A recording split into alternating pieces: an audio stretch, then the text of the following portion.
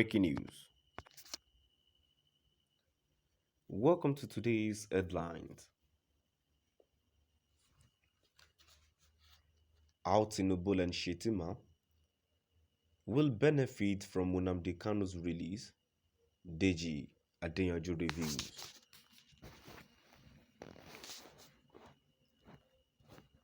How Tinubu and Shetima will benefit from Nnamdi Kanu's release. Adeyonju reviews.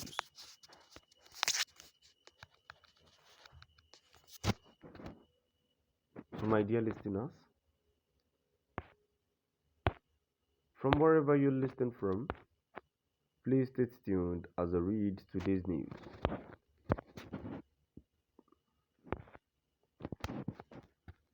Adeyonju, a human rights activist, believes the release of Mazi Nnamdi Kanu,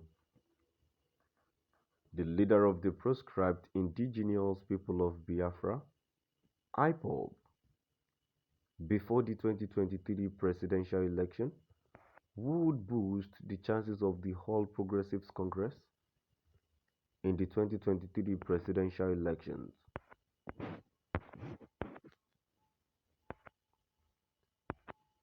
Speaking with Daily Post, Adeyonju said it will boost APC's chances. It will boost the morale of their supporters, and that would be to the advantage of the ruling party and the PDP.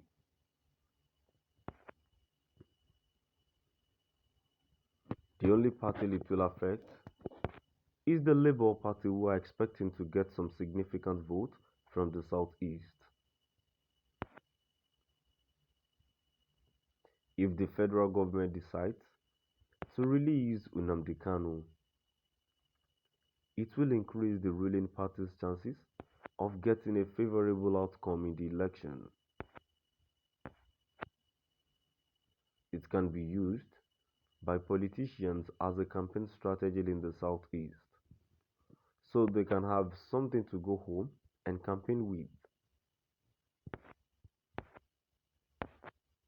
Like I have said, keeping Kanu does not add any value to the federal government. What value are they going to derive from keeping a man that the court has granted bail and said even his arrest is unconstitutional? You can't build something on nothing in law, and you can't give what you don't have. The government can't in any way prove the guilt of Kanu because they first have to return him back to where he was taken in Kenya. That is a small thing for any court to rule because it is extraordinary rendition, which states capture and abduction of citizens. This is prohibited under international law, and there is no easy way out for the government.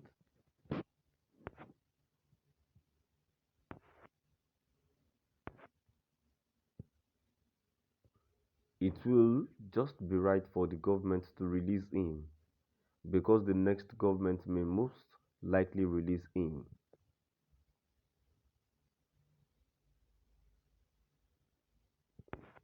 His statement comes in the background of the Attorney General of the Federation, AGF, Abubakar Malami's determination not to release Kanu. Malami had stated that the federal government would pursue other charges against Kanu. Meanwhile, in a related story on November 11th, Kanu had condemned the ceaseless attacks by unknown gunmen in the southeastern part of Nigeria. The IPOB leader queried the mental state of those behind the attacks on people of the region, urged Southeasterners not to embrace any form of criminality and activities of the so-called unknown gunmen in their land.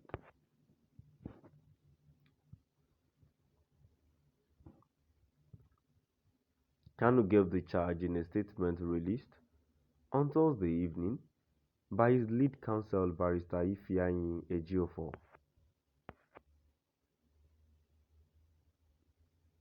According to Politics Nigeria, the separatist leader called on the government to end the spate of killing and abduction of innocent citizens in the region.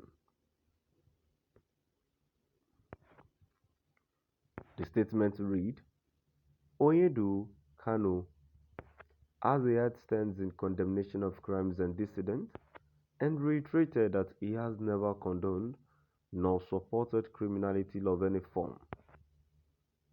Hence, the criminal elements who are involved in making lives unbearable to our people should be immediately fished out and dealt with as such.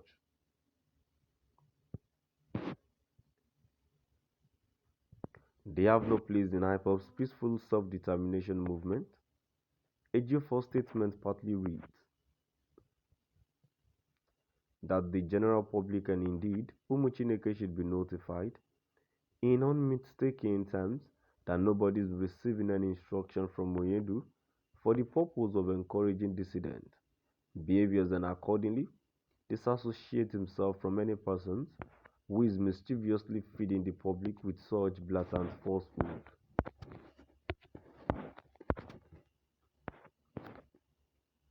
Onyedu stressed that he has since made his stance public, which position is clearly contained in a viral short clip recorded during one of his appearances in court.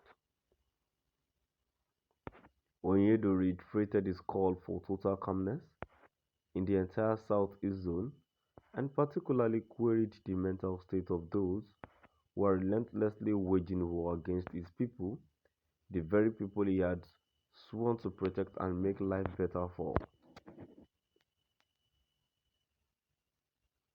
Now I've come to the end of our today's news. Please do drop by at the comment section and let's know what your view is all about. Thank you for listening.